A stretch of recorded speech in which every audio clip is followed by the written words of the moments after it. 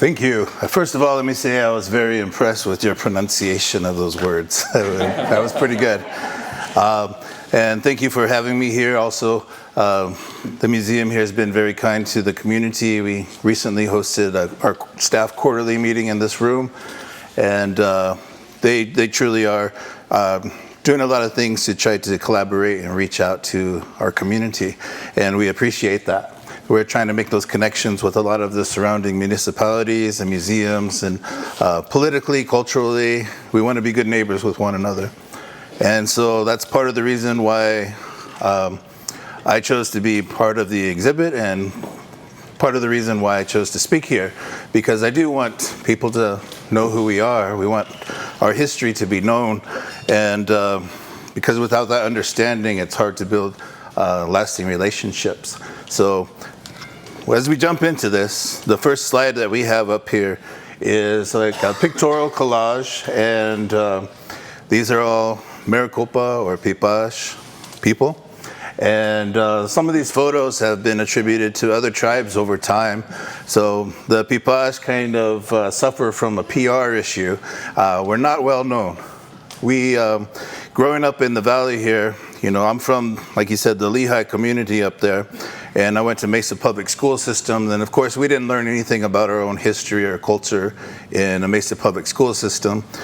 You could pretty much get a PhD having never left the valley and never heard a single thing probably about our tribe, even though we are one of the indigenous peoples here in the valley. And that's something we hope to remedy. So first of all, here's a thank you to the sponsors as well. So yes, like I said, growing up here, people usually recognize when I was younger, oh, you're native, or if they didn't, they'd ask, are you Hawaiian or Hispanic or whatever. Eventually we get to native, and then once you get there, it's always like, what tribe, of course. And then, you know, everybody knows certain tribes, right? You know, Navajo, nope. Apache, maybe, nope. Some of them, you know, get into even outside the state, Lakota, you know, all the ones that most people know. Then when you say, well, no, I'm Maricopa, at least that's what you might know me by. And then 9 times out of 10, they're like, I didn't know that was a tribe, you know, so yeah. So even though we live in Maricopa County, we seem to be this kind of mystery here. And we were not named after the county was named after us. So, yeah. But Maricopa also is not an indigenous self-reference. We didn't call ourselves Maricopa prior to European arrival. That was a name that came later, kind of bestowed upon us. It became the common reference for us. The reason we used it is because we knew other people recognized that terminology, and they didn't really recognize what we call ourselves in our own name, which is this word here, Piipaash. So I'm going to have you guys saying that before we get out of here. So we're going to start right now. So everybody, Piipaash. Piipaash. Beautiful. All right, so starting out, I am going to be using Maricopa as a reference in some points, but we're going to transition to the end, so hopefully we're just using Piipaash by the end. And if it ever comes up after this and somebody says Maricopa, you can say, oh, you mean Piipaash? So Piipaash County.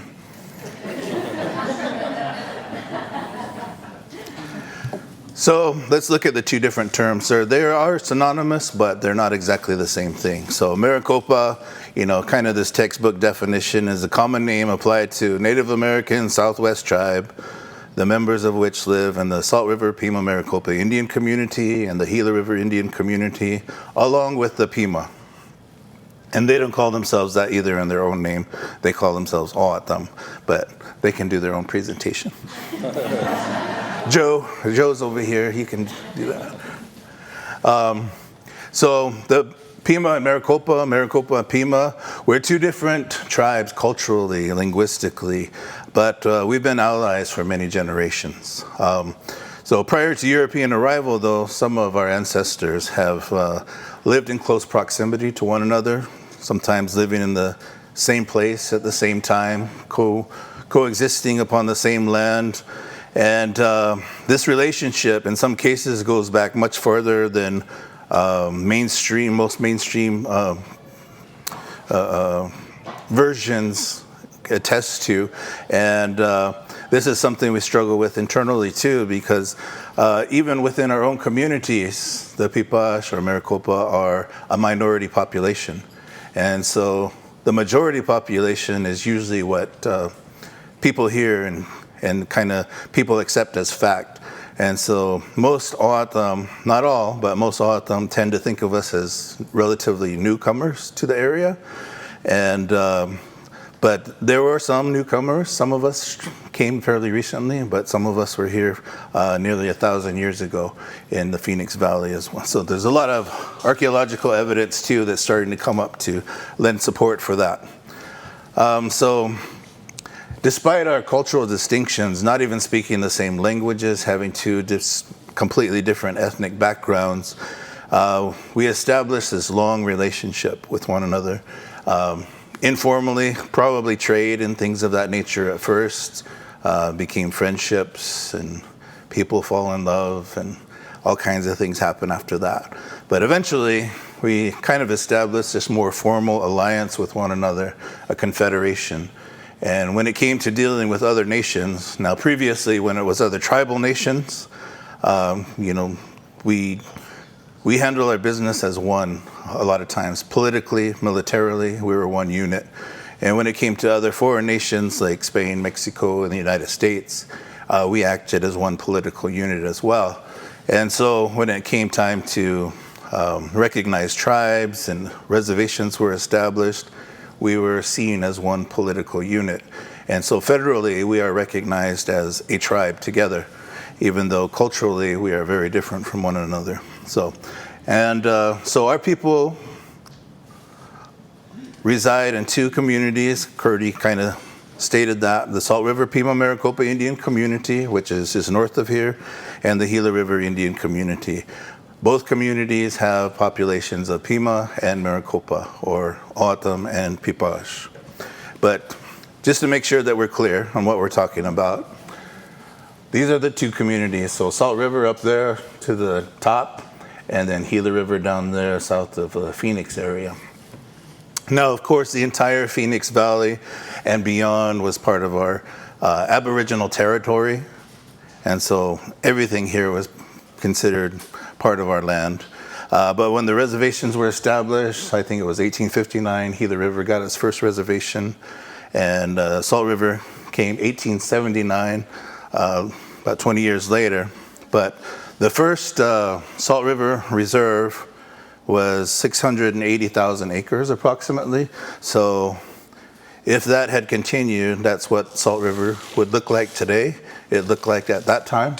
So that was established on January 10th, 1879. And you can see that actually overlaps the Gila River Indian Community. So that would have been one large reservation, continuous land base, and then up to the upper right, that was 2 miles north and south of the Salt River, all the way up to the Apache Reservation. So pretty significant portion of land that was set aside for the Salt River Reserve. And but that didn't last very long, because by 1879, there were a significant number of non-native settlers in the area. A lot of them had made land claims in this area, so they found themselves suddenly surrounded by a reservation, those who had made land claims. And there were a lot of people who had a lot of big plans for this area. And so that didn't last very long. Our political power was not very strong at this point. It was just the advocates who were speaking on our behalf. And so this only lasted from January to June 14th of the same year, 1879. And then there was another executive order that said, never mind that.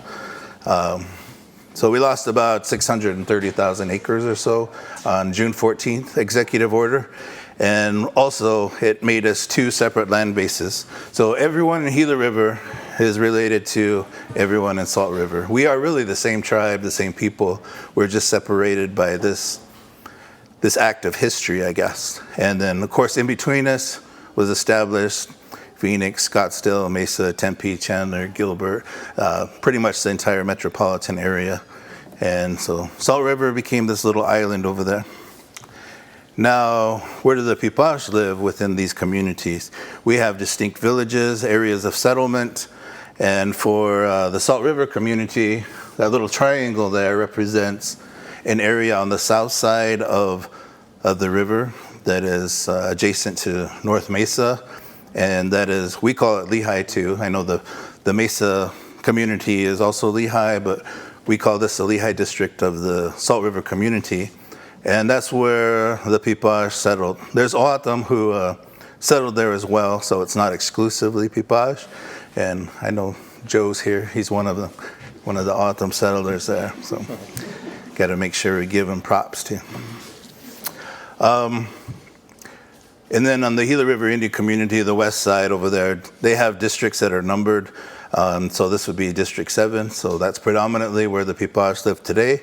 They did live further to the east and south there. That was District 6, but today this is where they are. And so as you can see, these areas are small portions of the entire reservation. So we don't really keep numbers between Pimas and Maricopas anymore, and a lot of us are mixed blood as well. So if you're trying to count, how do you start? You start counting fractions of people. And in some cases, that's what happens if you're Native American. But in this case, we just count community members, tribal members.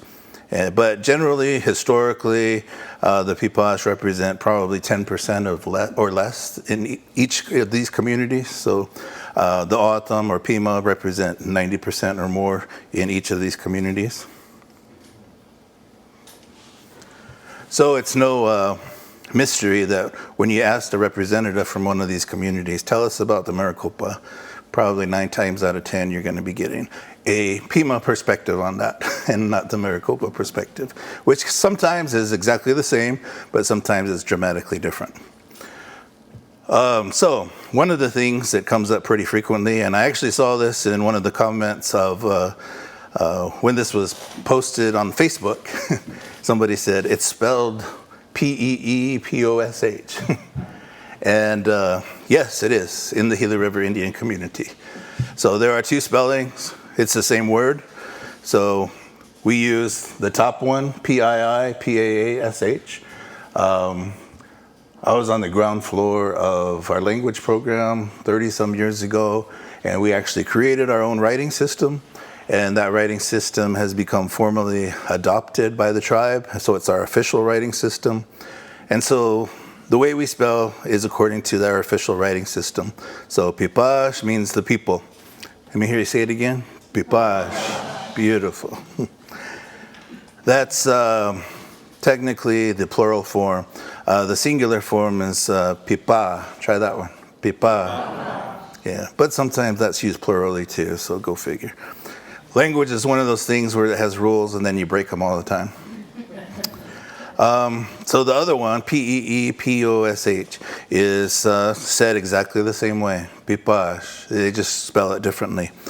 And that spelling came from just phonetic spelling using knowledge of English alphabet, and it's been around for quite a while. And I think we have some representatives from District 7, so there was some movement in formally adopting the writing system, and I think that actually happened. I don't know if the whole community knows that, but there were some formal processes to adopt the same writing system that we're using, but at the same time, they grandfathered in this spelling because they're so used to this spelling and they didn't want to change it, which is fine, you know. So there are 2 different spellings, and which one is right? If you're in Salt River, the top one is right. If you're in Gila River, the bottom one is right. So, and don't tell them differently, because you'll pay dearly for that. So where does this term Maricopa come from? There is a dominant folk etymology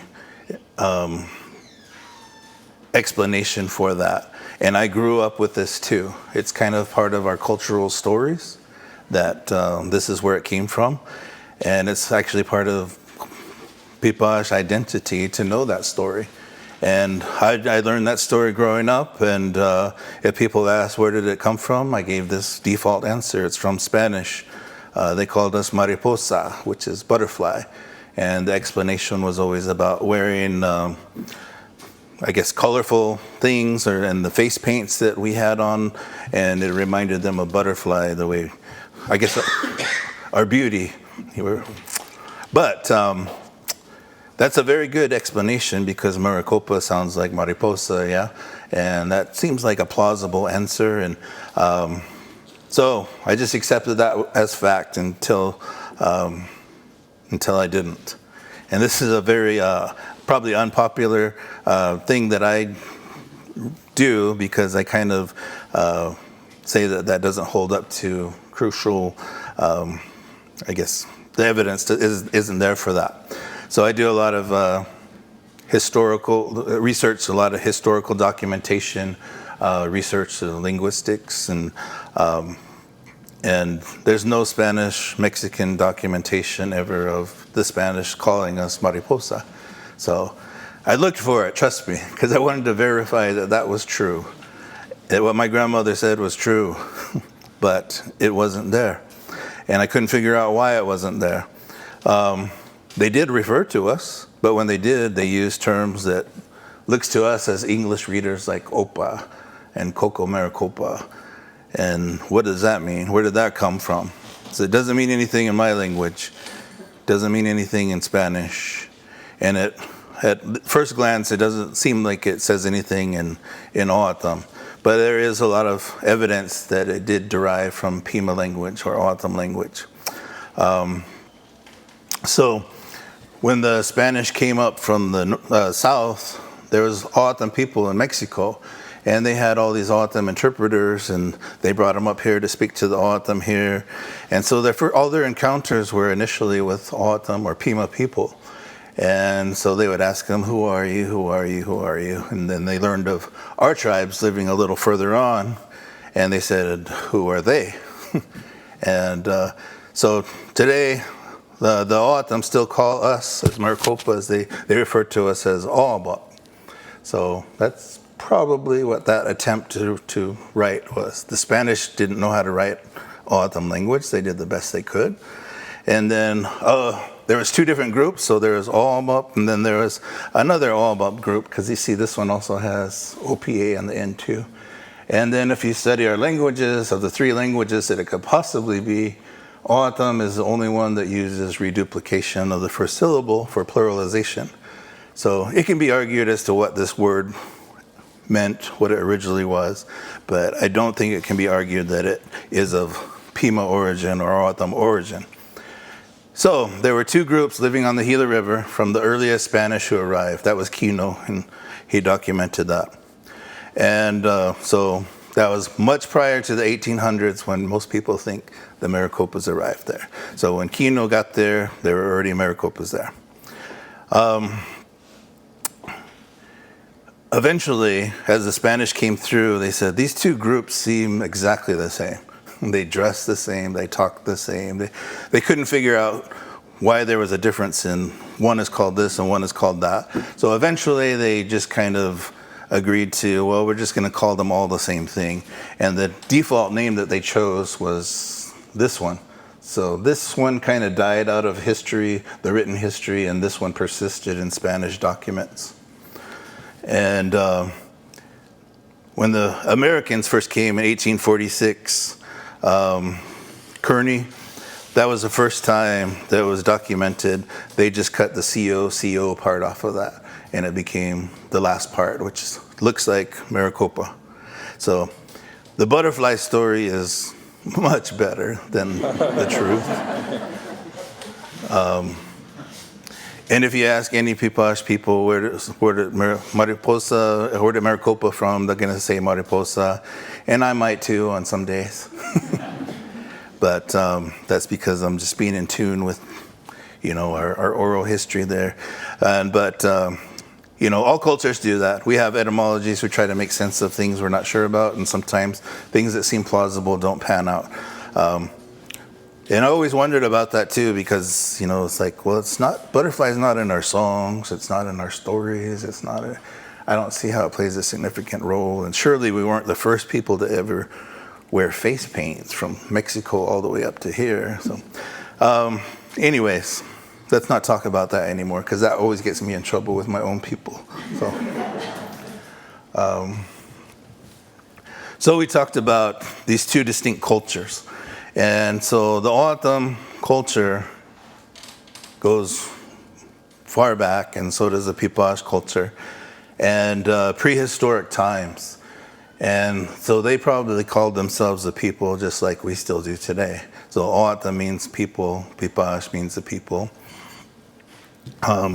So you're probably familiar with these terms of prehistoric cultures like Huhugam or Anasazi or Sinagua, or all these different terms that we might have grown up with. But none of those are the names of those tribes, right? We all know that, right? If you don't, now you do. They did not call themselves that. Those are archaeological labels that were put on those groups of people. Where did they come from? They came from different places. So in case of the O'atam ancestry, there's a word in O'atam that's Huhugam. Huhugam means a number of things in different contexts, but in terms of people, it means people who have passed on. They're no longer here with us anymore. And so as long as we're human beings, we live and we pass on. And we continue to do that today. So there's a continuum of that from the beginning of time to present. So our grandparents who have passed on are Huhugam. When we pass on, we become Huhugam. And so that process didn't stop in 1450 when they say the Huhugam tribe disappeared, right?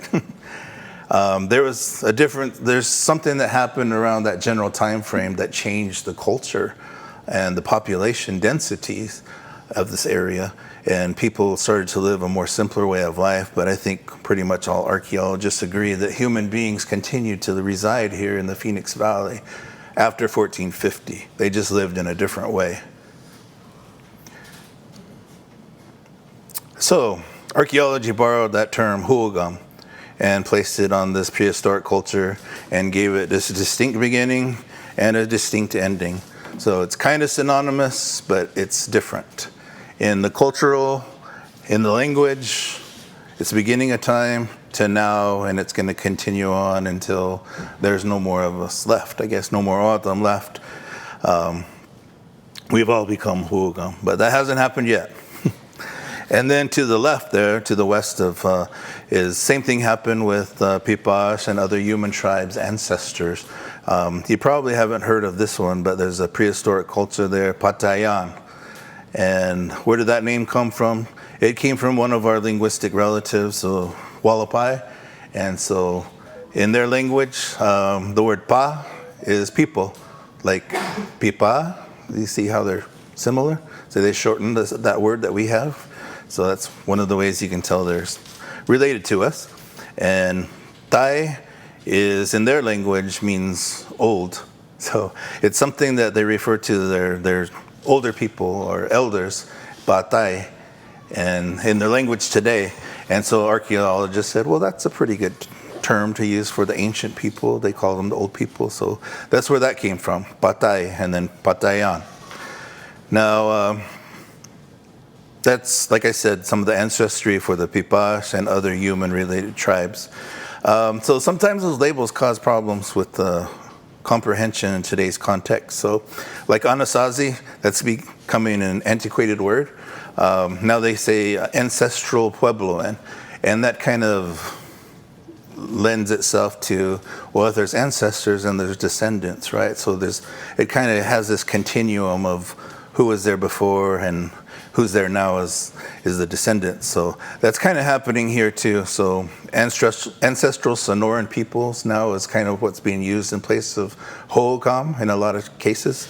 So kind of lends itself to that continuum as well.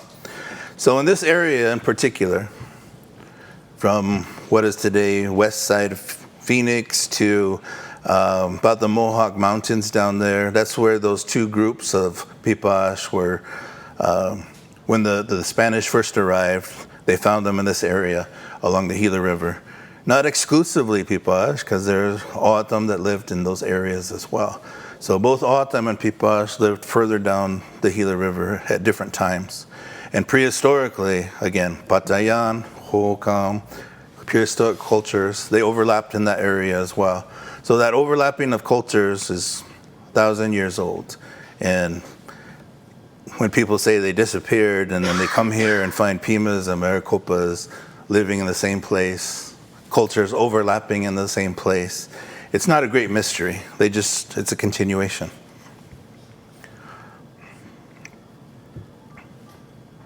So, never a tribe called Patayan or Huhugam. Oh, I went over this already. Boop. So Patayan descendants are now classified as human. So there's these human tribes. And so once we get to the historic area, then ethnologists and archaeologists start to use this term human.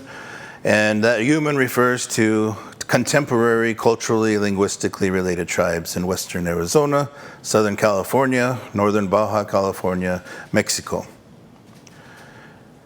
And the Piipaash or Maricopa are just one of those tribes descended from the Patayan culture that is now part of the human family. So let's have a visual, because that's a lot of words, yeah? So these are the human tribes. And these are their territories, in the mid-1800s. So you have the Pai tribes up there, Wallapai, Supai, Yavapai. The river tribes that were on the Colorado River there, so Quechan. Fragments of Maricopas were still living over there, a particular group of Maricopa at that time. Quechan, there were Maricopas also living on the Gila River at that time, different bands of Maricopa. But Cocopa. And then if you go to San Diego County, that's where there's a lot of Kumeyaay tribes there, Diegueño, they go into Baja California, Mexico, and below there's Paipai, Kiliwa. So these are our extended relatives of the Piipaash or Maricopa. Some of them are close relatives, some of them are very distant. And then today, the communities look more like this. So still living in the same places, much smaller reservations and communities now surrounded by a lot of other things. But again, that continuum, people living in the same place. And then you have Salt River and Gila River right there.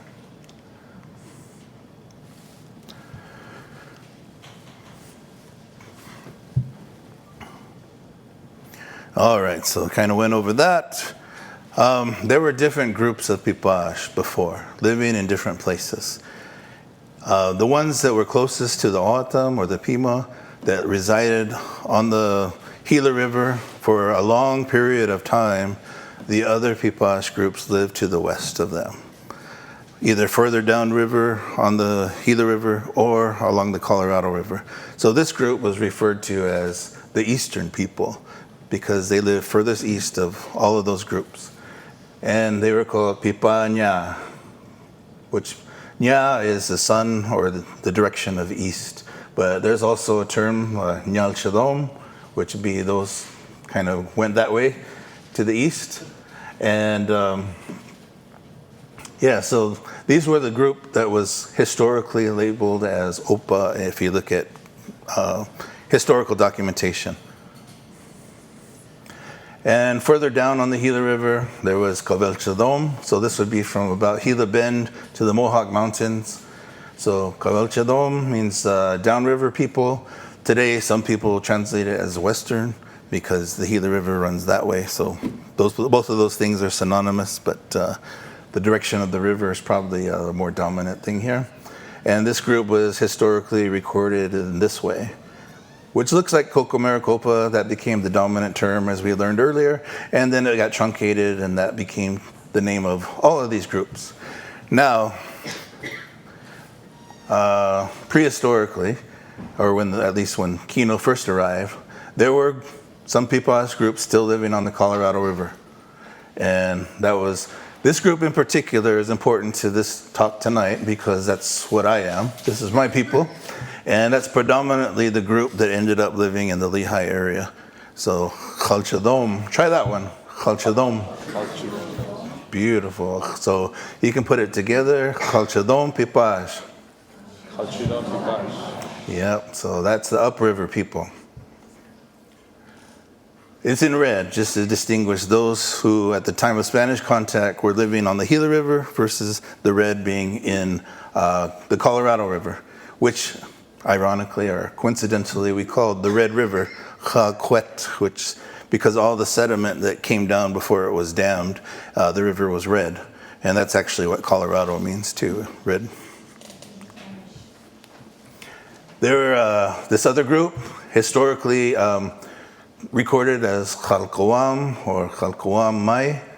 And the reason that they have names recorded, their correct names, is because they weren't asking O'odham interpreters, who are those people? Because they sailed ships right up the Colorado River and came into direct contact with these people. And so they were asking them, who are you? And so they recorded the correct names in these cases. They didn't spell them very good in some cases, but... and then another group, Cojuin or Cojuan. And so these three groups on the bottom did, in the early 1800s, come over this way toward the Phoenix Valley. But they were joining their relatives who were already here, which are these upper two groups. So the story of the three groups below got applied to all of them, unfortunately. And so the mainstream narrative is that the Maricopas were all one group. They were all living on the Colorado River. And in the 1830s, they finally came over here, which is accurate for the last three, not accurate for the top two. And if you were to try to get history from people and who would say, were you here all this time or did you recently come? These guys would say, here, since as long as anybody can remember. If you ask these guys, they say, yeah, we barely got here in the 1830s. Now, if you're trying to figure it out and you think it's one group and it always has been that way, you're like, they don't even know their own history. They say the opposite things. And well, it depends on which group you came from. And both of them could be right.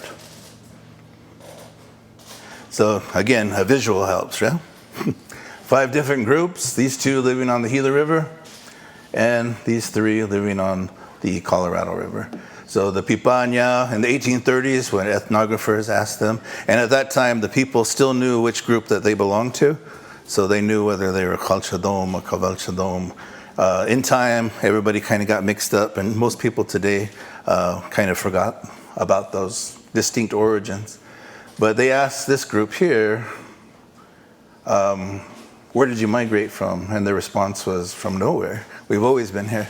Since the beginning of time, this has always been our home.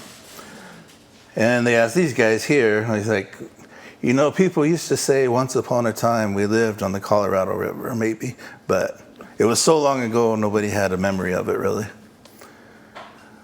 And then Xalychidom, we'll go with, so I did this little thing. So if there was any movement for these guys, it was just moving from one side of the yard to the other. So in their minds, they're just like, that's not a movement. It's still our territory. We just moved from one side to the other. These guys had a little bit more of a significant move upriver to join those guys. And these 2 groups, very small number populations, and they got up, moved over here. And this is, again, Xalychidom. This is my people. And we did something a little different. So we went and joined them on the Gila River for a while. Ended up going down to Mexico for a while. Coming back up here again. And there's a place where the O'odham go down there where there's a mission, Magdalena. And in Piipaash, I didn't know where the Xalychidom went in Mexico for a long time. But it was called La Malen. And that's just a messed up way of saying La Magdalena. So that's where they went and lived there for a while until there was an outbreak of disease. A lot of people were dying, so they said, we're getting out of here. So they joined their relatives up there on the Gila River. And then around 1870s, the Xalychidom, we always maintained kind of a separate leadership and a separate village. So even though we were all in the same place, we always were considered ourselves a distinct group. And it was that group primarily that ended up breaking off and going to the Salt River, which is just north of us. So now we get to contemporary Piipaash, the 2 groups. Are we the same people? Yes, and no, and yes. So the same thing exists with the O'atam or the Pima here, because there's Akimaro O'atam, right? There's the river people. Onk Akimaro O'atam is Salt River people, because there's Gila River people and Salt River people. Then there's Sono O'atam, which is there in the desert. Then there's Xalychidom Piipaash that are out to the west, the sand people. So if you ask them, are you the same people? Depends on the topic you're talking about. Yes or no. So now we're going to get to our culture. Where am I at on time anyways? I want to make sure I have time for questions, should there be any. So Piipaash culture shares a lot of traits with the other human tribes, especially the river human tribes like Mojave and Quechan.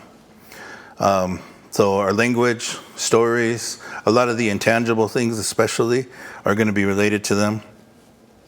But we spent so much time with the Pima or the O'atam that we've also borrowed a lot of cultural traits from them as well. And they borrowed some from us. Especially material things. So those are some of the things that we're going to talk about. But with the non-material things too, there was a lot of similarities. So social organization, one of the reasons why we were able to come together and be friends and intermarry and everything worked well was because we had similar social systems. And both tribes, Pima-Maricopa or O'atam Piipaash, were patriarchal societies. And that catches some people off guard today because I don't know why, for some reason, a lot of people think that Native American tribes are all matriarchal, and some are and some aren't. And in Arizona, I would say most were patriarchal. So Hopi, I think Navajo, Apache, some of those tribes are matriarchal, but the rest are related to us, or they're O'atam, and most of those are patriarchal societies. It's always been that way. And they're just different social systems. Unfortunately, the label of patriarchy has kind of had this negative connotation attached to it. That didn't mean that we got to boss the women around at all. So they just let us believe that we were in charge. But traditionally, the men were viewed as the leaders within the community. So patrilineal descent also. So ownership of land, wasn't a concept, but rights to utilize land are passed down through generations. And that was passed down through the male lineage. So somebody, if there was a dispute, they would say, well, my father farmed here, and so now that gives me the right to farm here. Clan membership, so both tribes had clans, and those clans were passed down through the male lineage as well. And so both tribes practiced patrilocal residence, so when a man and a woman got married, she was expected to leave her nucleus family and then go to live with her new husband and with his parents and around his relatives. And so that's what patrilocal residence is. And so the kids were born in that environment, so they're getting the male's clan, and they're being exposed to the male's culture, and so that's what they're learning predominantly. And so basically at that time it was, you are what your father is, and that's what you were exposed to mostly. And this happened in my own family too, because I have a great-grandfather who came from Lehi, and I don't know if he went to a dance or whatever in Salt River, the other side of the river, but he fell in love with a O'atam woman, and they got married, and she picked up and moved to the south side to be around him and his people.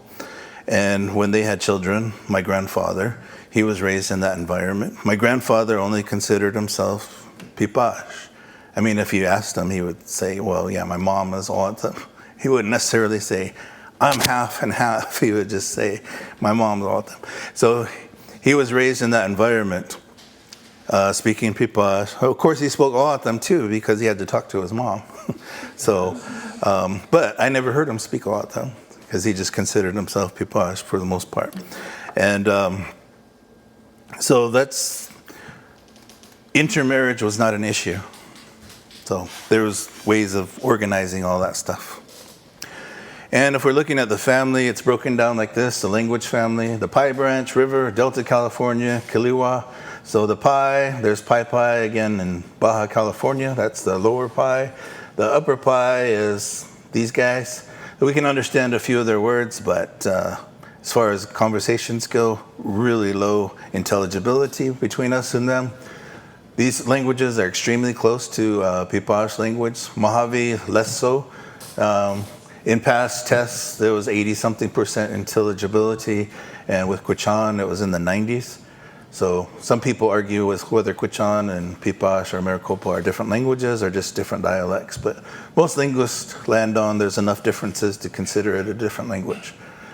And Delta California, Cocopa, Komiai, and then this guy's out there kind of by themselves. But that's how the linguistic family pans out for the human languages. So mostly, if Maricopas are known at all, we're known for pottery. So in the art world, they're kind of known. And this is one of our more famous potters using the paddle and anvil method, so different from some of the Puebloan type tribes. And that was what was used here. You see she's paddling that, and she's got a stone probably in the inside. Sometimes they use their hand, but mostly they use the stone or something. And the coils would be paddled together until it all kind of smoothed out. And then today, in the art world, this would be considered Maricopa pottery. Of course, these are modern forms, so these were not traditional forms because this is just more like art. Traditional forms were more about function, so holding water, cooking. You wouldn't decorate a cooking pot like that because they'd just burn off, right away. So really, the only things that were decorated were cups and bowls. But in the 1930s, there was a kind of resurgence of Maricopa pottery, and that was helped along by some non-native people too. And that was a way for women to create artwork, to sell, and to contribute to this changing economy where cash became an important thing. And so it helped them to, it helped kind of save Maricopa pottery, and it allowed them to express themselves in new artistic ways that perhaps they hadn't before. So these are clay, obviously, but on the outside, it's not a glaze, like if you go to As You Wish or whatever, you paint something on there and throw it in there and it comes out all shiny. Instead, you brush that red clay on there, which is very fine clay. There's no rocks or sand in there, and it's just dull when it goes on there. And you have to take a burnishing stone and rub it over every square inch of that pot to make it shine. So there's a lot of work that goes into getting it just to be red. And then it would be fired. And then after the firing is when the decorations go on. So the black dye is made from mesquite sap. So the mesquite trees on the bottom side where the sap sometimes drips out and it gets all black. So you boil that and it creates this liquid. It's called ana. And they used to use that for hair dye too. So they mix it with black mud, masekwenyu, and just dye their hair, I use just for men myself. And when you're decorating it, you can barely see it. It's almost the same color as the red. It's clear. Yeah, it's almost impossible. The only way you can see it is then you subsequently heat it up, and it doesn't have to be very hot. It's not like a second firing. You can just put it in the oven and heat it up, and it suddenly turns black, and then you can see all your mistakes. And there's no erasing, so it's very difficult. It is possible to just completely burn it off and start over again, but if you messed up on a spot, you can't just rub it off. If you get some on your hand, and it's going to be fingerprints all over the place on there. So that's kind of what most people know us for is the pottery. So our dwellings early on, the river human style houses look something like this. And there are a few Spanish documentation along the Gila River of some Piipaash living in houses of this manner. But those who lived closest to the O'atam or Pima started to adopt their houses, and then eventually all the Piipaash lived in this style house, which is a round house. So those lasted up even until the early 1900s. And then the Spanish, Mexican came, and American. And for some reason, this is a cultural difference. It's like houses should not be round. They should be square. So they encouraged people to make square houses because that was more civilized. Now, initially, they were more just using the same materials, but just in a different shape. Eventually, what they really wanted was adobe block so they could have permanent residency. They didn't like the fact that people moved around because the roundhouses, they were kind of not temporary, but a family would live in them until somebody passed away, and then they burned the house down. They would move a little somewhere else and then build a new one and erase the memory of that. And it's hard to keep track of people when they're moving around. So they want stay put so we can keep track of you, what you're doing. It wasn't a very popular thing until I think it was the 1870s or 80s. There was an Indian agent by the name of Wheeler, and he made this deal and said, those who build permanent houses with adobe blocks get a free wagon. So that was a pretty big deal back then. So it's like, if I were to say, if you paint your house yellow, you'll get a free Lamborghini. Some of you are going to start painting your house yellow. And so that kind of set things in motion. And in my time, it morphed into this, which we call sandwich houses. This is kind of an innovative thing using modern materials that were available, and that was mostly scrap materials from non-native projects. So there was a big wooden water line that came through our community, and when they tore that down, it was made out of redwood, and they put in the modern canal systems. All the people ran and got those redwood boards, and so a lot of houses were made from that. So the railroad ties were the supports, and these milled lumber would be on either side of that railroad tie, creating this gap between them about 12 inches or however thick a railroad tie is. And then in that gap, they would just stuff mud. And so it was sandwiched in between the framework. And so it's a sandwich house, that's what we called them. And that was commonplace up into the 70s. There's still a few actually in the community and still a few that are being resided in, but these started to disappear. And so things changed very quickly in the past 20, 30 years for our community. So it might not seem like it looking at me, like maybe I've lived a completely modern lifestyle, but I did live in a time where we did have a one-room house that was very small. There was no air conditioning, no heating, no running water, no telephone, obviously. And for you kids, there was no internet, and there was no Wi-Fi, and things of that nature. So I used to ask my grandmother, like, how did you go from, because she lived in a roundhouse for a while in her youth, and I couldn't imagine, how did you go from that to this modernity that we have now? That's a huge thing. And now I think I'm that old person where kids are being like, how did you live without plumbing? And but things changed. And but here's a modern Salt River house. Yes. So clothing also evolved over time. So some of these early clothing, so the one on the left is a skirt. So this would be made out of inner willow or cottonwood bark, and strips would be tied into a belt. So if you think of like a hula skirt, I guess, type of thing, that's what the women wore. That's one of the older forms of dress. But on the right-hand side, you see these women, well, these are probably more contemporary materials, but they were documented wearing traditionally woven rugs, blankets in the same manner.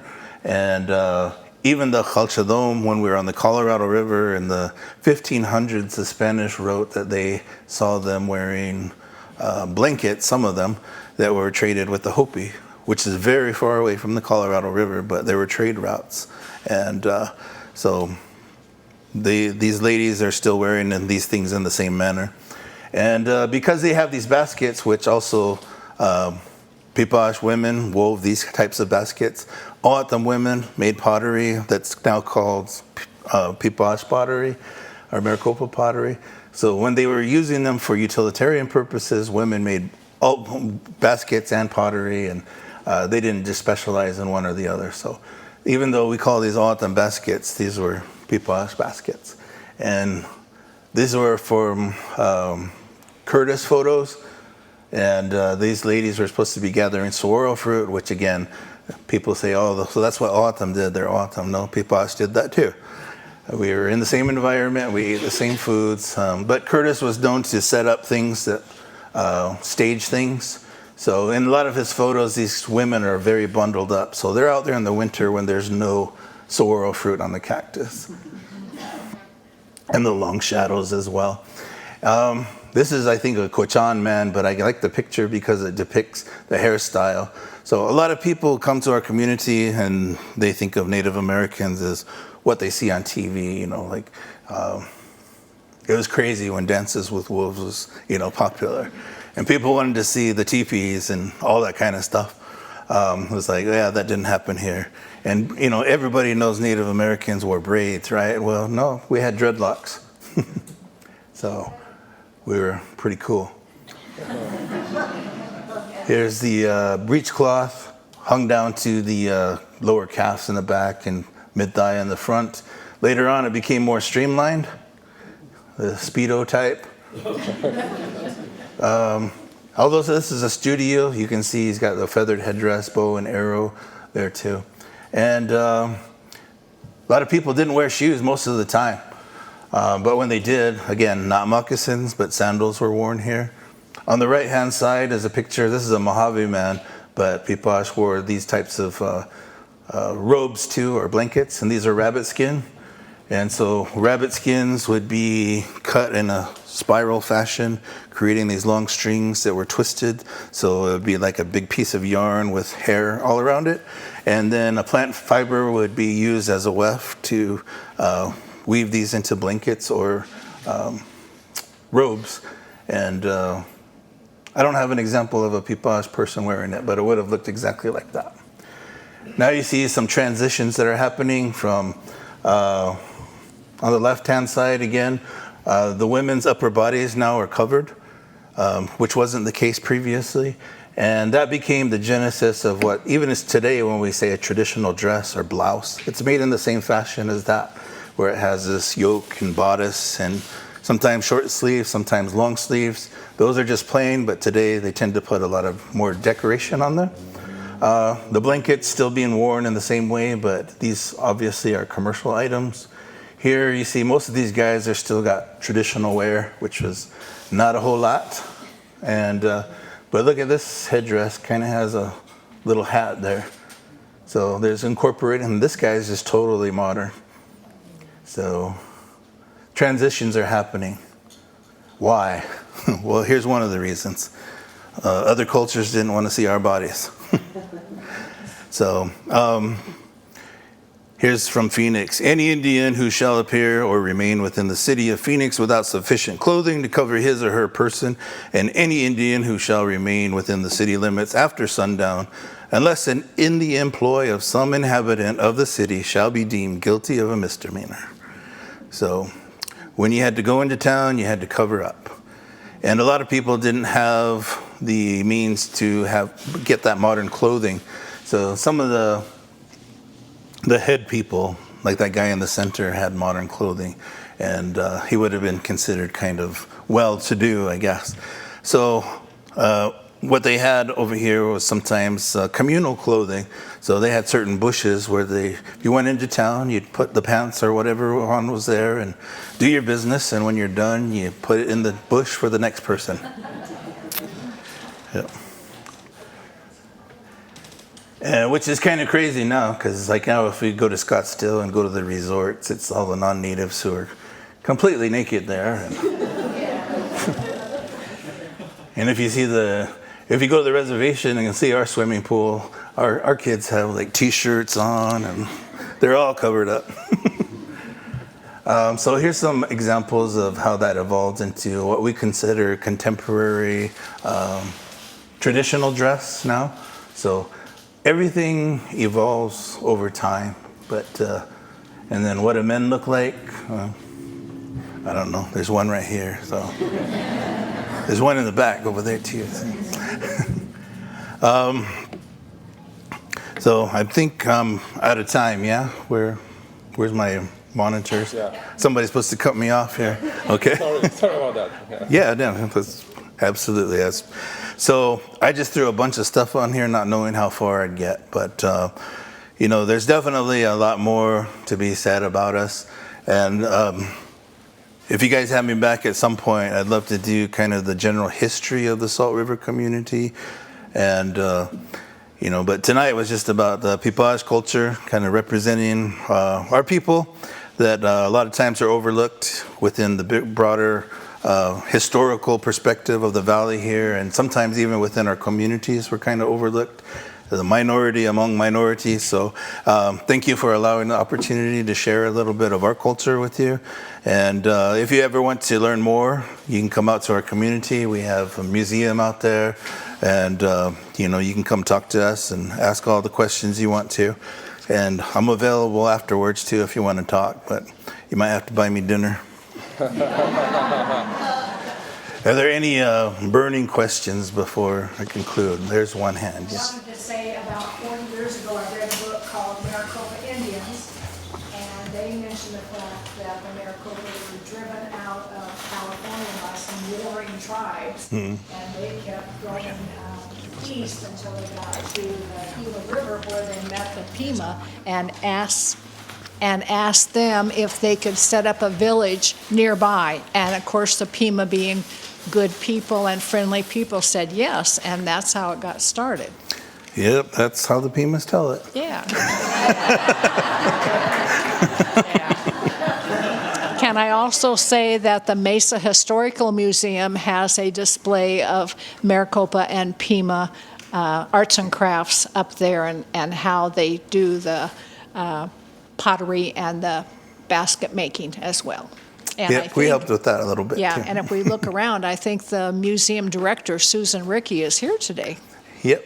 I saw her she come cut in. out early, but there she is. I see. And Kelly and his department created that whole exhibit, so that's all credit to you.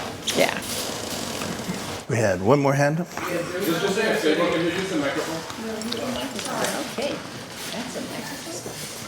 Do we know if there's any linguistic connection between the word Coco Maricopa and the Cocopa? Not to my knowledge. In our language, they're not Cocopa, but they're Quapa. Yeah, was that an O'odham word as well for the Cocopa? Or was that I the don't think endonym? so. No. Okay. No. And then how about Coconino? I know that's a little more the Coconino forest area. I have never explored that one or thought about it, but it's very possible. Yeah, there's the only thing I can think of that you might be familiar with is like Lake Havasu.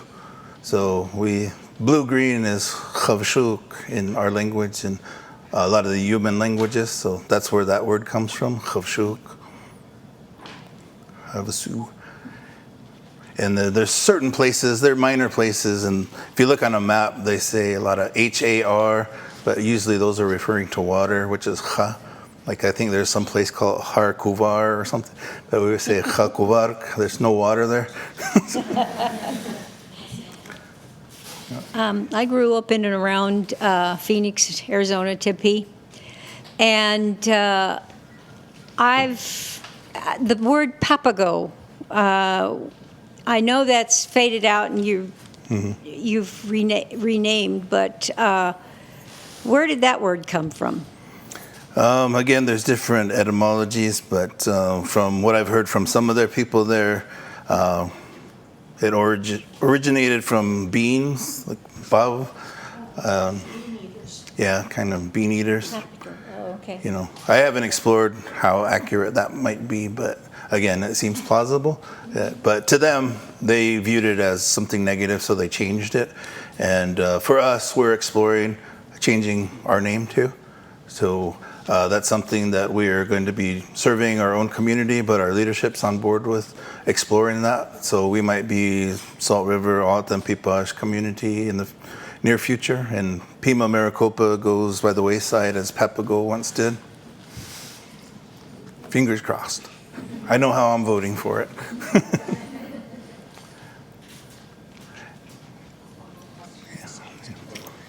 Oh, sorry, right here in the front. Yes. Thank you. I wanted to ask, you live on a sort of joint reservation with others in joint lands. Are the Piipaash represented politically by proportionally, or are they? Do you have just a central tribal government that speaks for both of you? Well, that's interesting because previously, even though we were together, on a day-to-day basis, we had our own separate leadership that governed each side of the community. And there wasn't a centralized government that oversaw both. When we had the Indian reorganization, and tribes were given the opportunity to adopt constitutions, and of course they had to follow a lot of the political structures of mainstream society, then that's when we developed, the president, vice president, and council members. And so in the 40s, I think, is when we had that concept for the very first time in our history of a centralized government representing the entire community. And now our Lehi District has 2 representatives there, but of course that's a minority to the entire council. And so historically there were challenges because the river would flood often, and so there were times where Lehi would be completely cut off from the north side. All the administration and all the services and everything were on the north side. So historically, Lehi was kind of left out, underrepresented, I think, and lacked services, and they had to be a little more vocal to fight for some of those things. And so now there's a lot more equality, but Lehi kind of gained that reputation for being vocal sometimes. So. So maybe one last question. There are no more questions. Thank you again, Kelly. That was fantastic. Thank you.